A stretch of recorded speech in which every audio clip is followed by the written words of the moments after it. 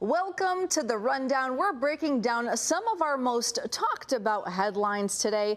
Joining me now in the studio, our favorite panelists. We have producer Aaron Jordan in the house, Rob Wolchek, who's, by the way, AKA the GOAT reporter on social media, and Josh Landon, who seems to be pulling an all-nighter for us. All good.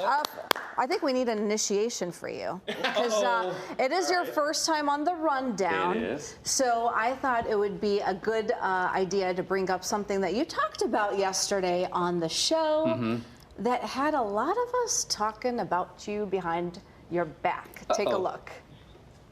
It's nice to have like 5 minutes of just how's your day kind of thing. I feel like we don't get that a lot these days. Go ahead, Josh. We definitely don't get it during the week, and it's been a learning process for Nat and I, because I have to go to bed when I go to bed, because I wake up at 1 a.m., 2 a.m., and when I get tired at the end of the night, it just flips. She calls me cranky, mean night boy.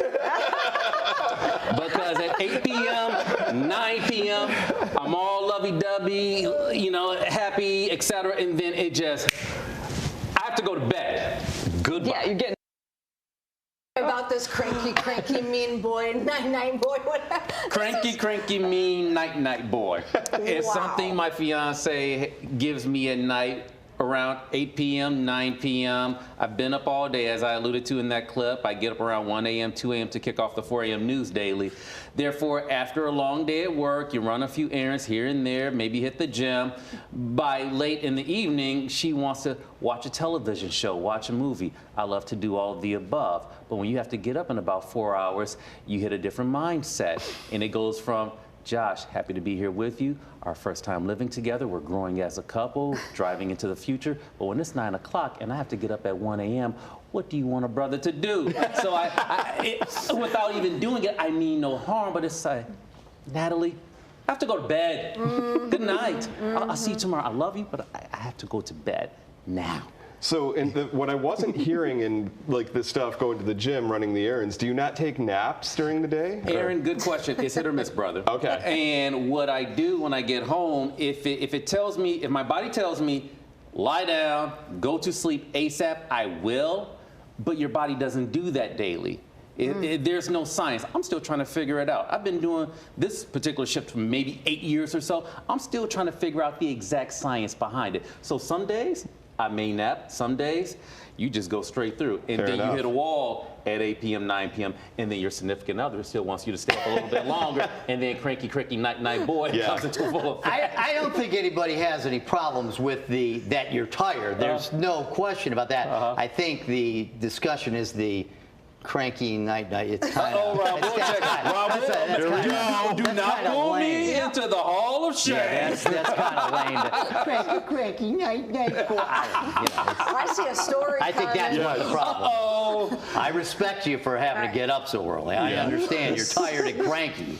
But Sorry, I Josh, don't you know. set this up for yourself. I kind of did. I don't know if I would share that name. No. Too late. All of Metro Detroit knows it now. Hey, I guess if you only have 4 hours sleep, you don't know what comes out of your mouth. You don't know. There you go. Yeah, that's the one thing I love about us. We always get personal. We say a lot of things that I don't think the average anchor or reporter is saying. So thanks for sharing that with us. It's all good. When you have to go to sleep, rest is needed. Yep. It's crucial. All right, night boy. I do want to get to a little bit of a serious story here. This has to do with a clip of former Detroit Mayor Kwame Kilpatrick walking the streets of Detroit alongside Zeke Williams from New Era Detroit. This was all part of a community event, but it didn't come without backlash. Take a look. Hey, out here with New Era Detroit. This is amazing. It's awesome. I'm touch the community in a way that nobody else does. Walk right on their block, right up to their. All right, this was at Dexter and Davison last weekend, and in the clip, Kwame Kilpatrick reportedly taking part in the organization's Hood to Hood Community Cleanup Resource and Engagement Program. A lot of times, we see New Era walking the streets, helping the community, gathering everyone, and just getting to know the neighbors, right? Yes. And I couldn't believe how many people were angry in the comments when they saw Kwame, and it really just generated a big conversation. Is it too soon to see him walking the streets of Detroit? Ronia and Rob, I'll be interested to hear your perspective as well, because you've been here working in Detroit for several decades, so you were around for the saga. I was watching it as a kid. Interviewed Kwame Kilpatrick a few years ago after he was released from federal prison. I'm aware. Polarizing. I stick with the word polarizing when it comes to the conversation of Kwame Kilpatrick. You have folks on one side who are saying it's time to move on. They try to praise, or they praise a lot of the positive things he did. Also hold him accountable for the negative aspects. And then on the other side, they think about the restitution that hasn't been paid, the scandals, the time spent in prison, sending the city into bankruptcy. There are two different sides when it comes to the conversation of Kwame Kilpatrick.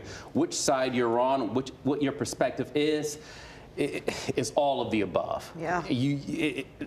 I have not been able to find a middle ground, Rob. It's a tough one. I would say I got no beef with him walking the streets and doing volunteer work. Sure. My problem is I don't like the, hey, it's your buddy Kwame Kilpatrick, blah, blah, blah, blah, blah. He doesn't appear to be remorseful for what he did, in my opinion. I mean, he was convicted of some very serious things, definitely set the city back, definitely was a jerk while he was going through all the court process, cocky, kind of jerkish guy. Hurt a lot of people in Detroit, set the city back, and a lot of people are not forgiving of that. I get it. He's out now. I hope he gets his life together and all that. Yeah. I'm not thrilled with the, hey, look at me, I'm Kwame Kilpatrick. Hey, come to my church. Hey, look at this and that. I mean, to me, you got a break. You got pardoned. Shut up and go be a better person. Rob, I am curious, what will it take to move forward? Just curious, because again, I just think he should keep a low profile, and he needs to start paying people back. He needs to start paying the restitution, and stop, kind of getting involved in news stories where he's buying houses and starting things like that. To me, it would be just like, you know what, dude, you just need to go fade away. You would be in prison if it weren't for this part. Well, and then Zeke Williams had to post another video, almost just shocked at the response that, came after this clip. And it just goes to show, Detroit wasn't ready to see him. He was a bad guy. He was a bad mayor, and he set the city back. And so a lot of people are unforgiving of that. Question, point blank, if the restitution is paid, if that day were to come, if the restitution is paid in full, does a new chapter more so officially begin? Well, sure. I mean, there's some forgiveness, and, God bless the guy. I hope he gets his life together, and I hope he lives a good life, and I know he's pretending to do that or acting like he's doing that. I just don't know if I believe it. He was a man who was put in a position and had a lot of charisma and could have done great things, and he didn't. He got caught, and he got convicted, and he was kind of a pompous jerk when he went through all that. We do think, I'll stick with the more positive aspect. We do think about the potential, as you alluded to, when he became mayor, the youngest ever, tons of potential. We were all rooting for him. People thought governor could be in his future. When he was a keynote speaker at the 2004 Democratic National Convention. He was a gifted man. He's got a lot of charm and charisma. There's no doubt about that. And part of the story that I've heard a number of times about somebody who kind of eased their way into that convention. Kwame was chosen as a keynote speaker. Somebody else kind of eased in, kind of snuck in, if you will, quote unquote. Former President Barack Obama. I gotcha. Interesting. Okay. Like just the journey, the pivot, if you will, the chain of events that occurred from that point up until now. Well, you know what? I think at this point, we need to hit the reset button and have him pay the restitution so we can all move forward, because at this point, we're not clearly ready to see him walking. There are people that are going to be mad at him forever. He did some bad things, and he got caught. Polarizing. Polarizing. That's the way to put it.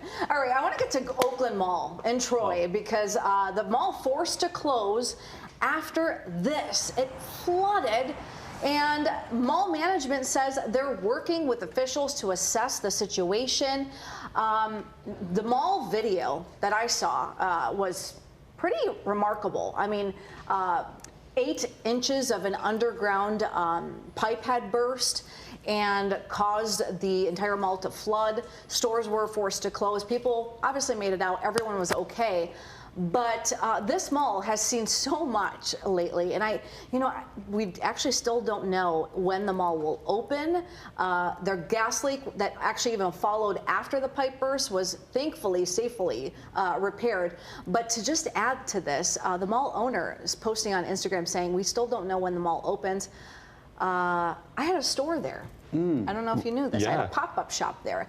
I love Oakland Mall because it still reminds me of the days growing up and going to the mall as a kid. That was the thing we all did. And I love that Mario, who owns the mall, just wants to keep it going. We're going to find a way to fix this. We're going to find a way to continue our operations here, even after being flooded, even after the gas leak, even all these things happening. It's remarkable. It's the determination, and you really just see with, yes, they may have lost an anchor store in Macy's within the last year, but you still know that it has a lot happening there because they are trying, like you said. Right. When it happened the other day, it instantly came to mind, I'm concerned about the future of Oakland Mall. Alluding to your points, you wanted to stay open, but clearly in the past few years, less foot traffic, then you have one tough break after another. It just makes you wonder because, Eastland Mall, Oakland Mall, Northland Mall, Fairlane, like the days of the mall in Detroit, waiting in line to buy your Jordans. It's dwindling. And you go, like, we have Lakeview Square Mall in my hometown of Battle Creek that used to be bustling. Now they lost all 3 of their anchor stores at one point. This farm market, Horrocks, came there, and there's this whole middle section that there's still just nothing. Well, you know what? We are praying that the mall opens quickly and comes back to life and brings people back in. Now, I want to get to this last story. You are seeing here first on the rundown, a local barbershop owner is doing more than just shaping up hairlines. He's shaping lives. In a heartfelt gesture, he surprised his team of barbers with a trip to Cedar Point, and the clip certainly got my attention on Instagram.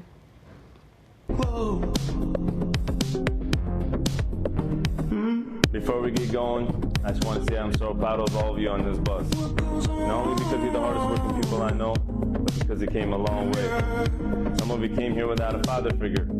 Now you're on the right path, building a bond with each other, building a brotherhood. That's what makes me proud. That's what makes me happy. Now let's go have some fun. This is all about brotherly love. And Josh, I know you go to the barbershop. I'm sure you experience this a lot. Just to see a barbershop owner doing this for his staff, this is such a great thing. It just shows the Detroit brotherly love that we all know. And to see it being posted and hear about it, I love this. The barbershop. Of course, you want a nice haircut. You want a barber who can fade you up, trim you up the right way. Clearly. Yes. Clearly. Let's look at that. I mean, the hairhead's perfect. I just got to edge up yesterday. Oh, good. So I'll take it. You want a good haircut, but deeper than going for a haircut, it's the conversing, it's the brotherhood, it's learning about each other. One thing I've been doing here recently in the past few years, Black Tech Saturdays. A great movement here in the city of Detroit for the past 2 years. They continue to grow.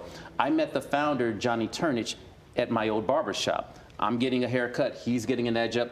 We began conversing about what him and his wife Alexa were working on at the time.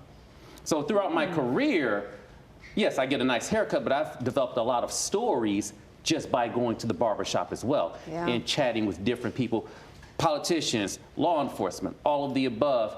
You build your sources, you build your community connection. Yeah. I mean, I don't go to the barbershop for myself, but I do but you look fabulous. Son. You do. Yes. Thank you. I take my son, and I know it's just such a great environment, and to see these men coming together and doing something for the staff, for the community. So great. Well, and just having that boss for those barbers that has to just feel so good, knowing your boss appreciates what you do and showing his appreciation for them in that way. I mean, we all know this. We're lucky to have great managers here at Fox 2, and just what the support of a manager really can do for the environment. They never take us to Cedar Point. Sean Lee, if you're listening, Cedar Point trip. Field trip. Cedar Point. All right, that's it. Oh, that's all the time we have, unfortunately, on the rundown today. We hope you guys tune in every week because you never know what to expect.